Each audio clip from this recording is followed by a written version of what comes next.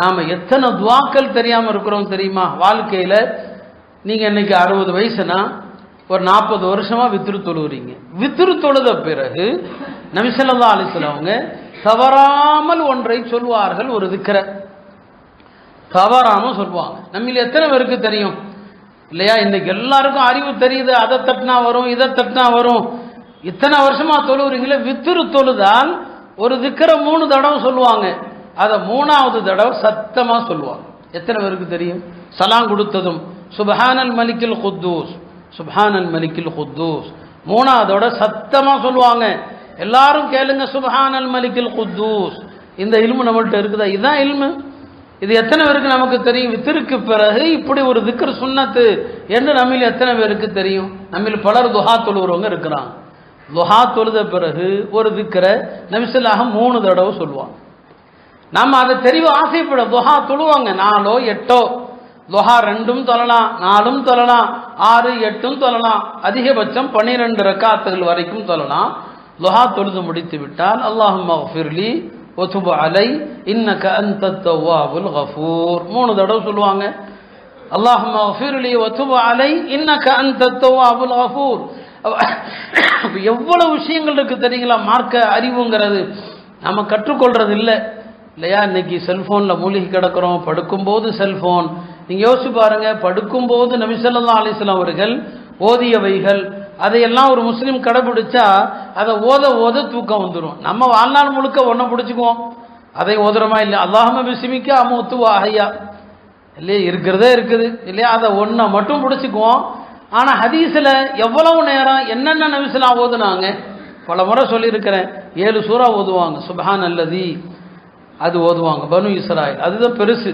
சூரத்துல் ஹதீத் ஓதுவாங்க, சூரத்துல் ஹஷ்ர் ஓதுவாங்க, சூரத்து சஃப் ஓதுவாங்க, சூரத்துல் ஜும்ஆ ஓதுவாங்க, சூரத்து தகாபுன் ஓதுவாங்க, கடைசியில் சப்பிஹ் இஸ்ம ரப்பிக்கல் ஆலா.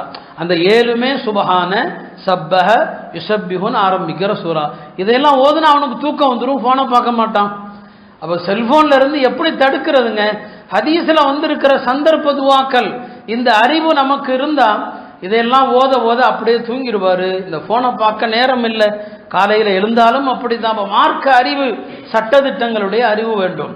காலை மாலை அதுக்கார்கள் சந்தர்ப்பங்களில் ஓத வேண்டிய திக்ரு குறித்த அறிவு வேண்டும் இல்லையா? உலமாக்கள் அறிவு தான் அல்லாட்ட கேட்டாங்க. ஜம்சம் தண்ணீர் அருந்துகிற நேரத்தில் நமக்கு தெரியும், மா உ ஜம்சம் லிமா ஷுரிபலா, ஜம்சமை யார் எந்த நீயத்தில் அருந்துவாரோ அல்லாஹ் அந்த நீயத்தை நிறைவேற்றுவான் என்று.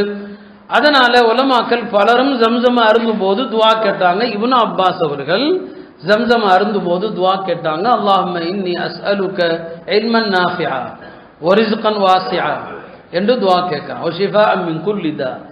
முதல்ல என்ன கேட்கிறாரு? யா அல்லாஹ் பயனுள்ள இல்ம கொடுன்னு கேட்டாங்க. இந்த உம்மத்தில் மாபெரும் பேரறிஞர் யாருன்னா இப்னு அப்பாஸ் தான். பெருமானாருடைய துவா ஒன்று. அவர் தனக்குத்தானே ஜம்சமை அருந்தும் போது கேட்டார் இல்லையா? இல்மன் நாஃபிஅன் கேட்டாரு. அதனால இந்த உம்மத்தில் குர்ஆனுடைய இல்ம்ல அவருக்கு நிகரா யாருமே கிடையாது.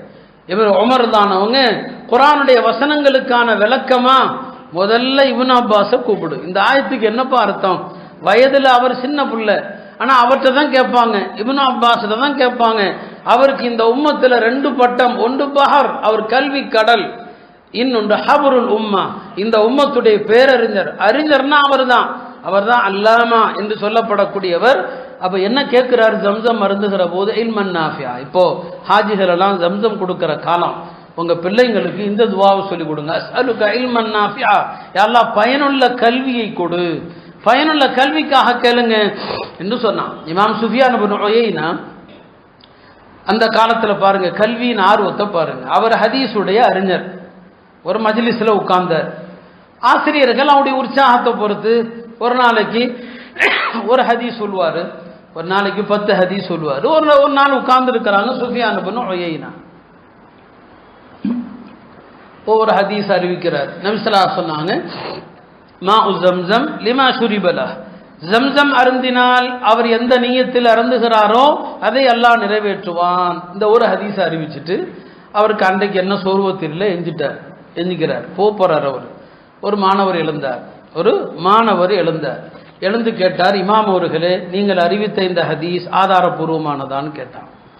ஜம்சம் எந்த நியத்தில் அருந்துகிறாரோ அதை அல்லாஹ் நிறைவேற்றுவான், சரியான ஹதீஸான்னு கேட்டான். ஏன்னா ஹதீஸ்ல ஆதாரபூர்வமானது ஆதாரமற்றதுன்னு இருக்குது. இப்போ அவங்க சொன்னாங்க, ஆமா அப்போ ஆதாரபூர்வமானது தான். அப்படியானால் நான் இன்னைக்கு வரும்போது ஒரு வாளி தண்ணியை குடிச்சிட்டு வந்தேன், ஜம்சம் ஒரு வாளி தண்ணியை குடிச்சிட்டு வந்தேன். எந்த நியத்தில் தெரியுமா? இன்னைக்கு சுஃபியான் இப்னு உயைனா எனக்கு 100 ஹதீஸை அறிவிக்க வேண்டும் என்று. சுஃபியான் இப்னு உயைனா 100 ஹதீஸ் எனக்கு சொல்லணும். அந்த நியத்தில் ஒரு வாளி தண்ணீரை நான் அருந்தி விட்டு வந்தேன். இப்போ நீங்க தான் சொன்னீங்க, எந்த நியத்தில் அருந்துகிறாரோ அல்லாஹ் நிறைவேற்றுவான். சரி உட்காரு. 100 ஹதீஸ் சொன்னான், 100 ஹதீஸை சொன்னான். எவ்வளவு கல்வியில நாட்டத்தை பாருங்க, எவ்வளவு பெரிய ஆர்வம் பாருங்க. இக்கால பிள்ளைகளுடைய இந்த அறியாமை, இவர்கள் இந்த இந்த செல்போன்களில் மூழ்கி கிடக்கிற இந்த கலாச்சாரத்தையும் பாருங்க. 100 ஹதீஸை சொல்லிவிட்டு இமாம் அவர்கள் எழுந்து சென்றாங்க. இமாம் ஷாஃபி ரஹ்மத்துல்லாஹி அலைஹி ஜம்சம் அருந்துறாங்க, 2 நியத்தில் அருந்துறாங்க. எல்லாம் உனக்கு என்று எனக்கு அறிவை கொடு. அவங்க கேட்ட அறிவு மார்க்க அறிவு மட்டுமல்ல, இமாம் அவர்கள் பெரிய மருத்துவரும் கூட. அக்காலத்தில் எல்லா அறிவும் இருக்கும், மருத்துவர் அவங்க கணக்குல பெரிய அக்காலத்தினுடைய மாமேதை, எனக்கு அறிவை கூடன்னு கேட்கிறாங்க. 2வது, நான் அம்பெறிந்தால் குறி தப்பக்கூடாதுன்னு கேட்கிறான். காலத்துல அம்பெறிந்தல், போர்ல பெரிய ஆயுதம் அம்பெறிதல் தான். அவங்க 10 அம்பு எரிஞ்சா 9 குறி தப்பாது. ஜம்சம் அருந்துகிற போது அவங்களுடைய நீர். இமாம் இப்னு ஹுஸைமா என்கிற பெரிய முஹத்தீஸ், அவர்கிட்ட கேட்கிறாங்க, நீங்க இவ்வளவு பெரிய கல்வி ஞானத்தை எப்படி அடைந்தீர்கள்? அவர் சொன்னார், ஜம்சமை கொண்டு அடைந்தேன்னு சொன்னார். கல்வி ஞானம் ஜம்சமை கொண்டு எப்படிங்க? நான் ஜம்சமை அருந்தும் போது அல்லாஹ்ட்ட கேட்டேன், அஸ்அலுக இல்மன் நாஃபிஆ, அல்லாஹ் எனக்கு இவ்வளவு பெரிய இல்ம கொடுத்தான்னு சொன்னாங்க.